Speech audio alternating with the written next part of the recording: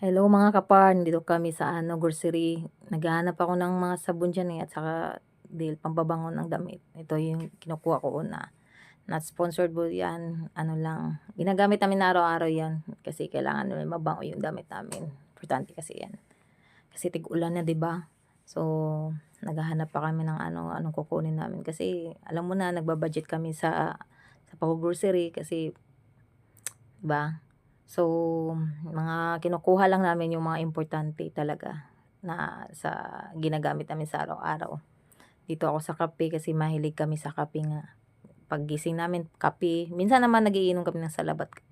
Not everyday kami uminom ng kape. Meron lang, na-alternate lang namin yung pag-iinom ng kape. At saka Magic Sarap kinukuha namin kasi araw-araw namin ginagamit yan 'pag nagluluto talaga. Hindi magiging masarap yung 'pag walang Magic Sarap. Ito yung Pure Foods, ito